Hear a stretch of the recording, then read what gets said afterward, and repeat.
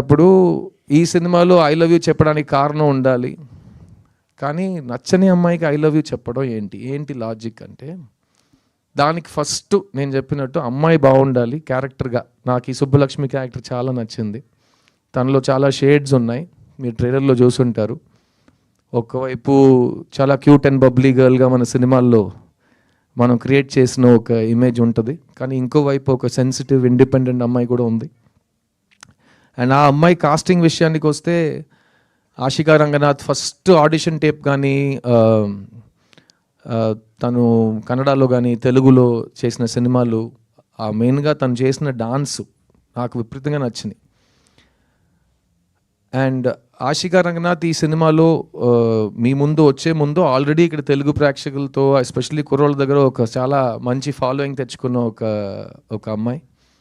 And ఈ cinema తర్వాత అబ్బాయిలు మాత్రమే కాకుండా అబ్బాయిల అమ్మాయిలు ఫ్యామిలీస్ అందరికీ ఈ అమ్మాయి మీద ఒక పెద్ద క్రష్ వస్తుంది, ఒక పెద్ద నమ్మకం వస్తుంది. She's a very very good actor.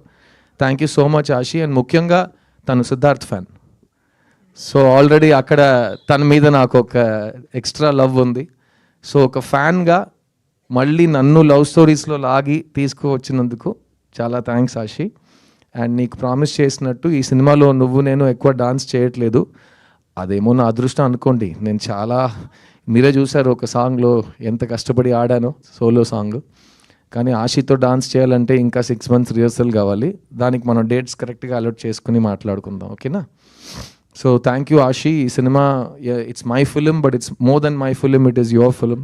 ఎందుకంటే నిన్ను మిస్ అవుతున్నాను సినిమాలో, కాబట్టి you are the star of this film. So I only want great things for you. నువ్వు అన్ని ఇండస్ట్రీస్ని డామినేట్ చేయాలి, వరాలు మాత్రం కాదు, అన్ని క్యారెక్టర్స్ నీకు రావాలి. And people should remember you as there favourite. So all the best for that. Miss you సినిమాలో చాలా కాలం తర్వాత 8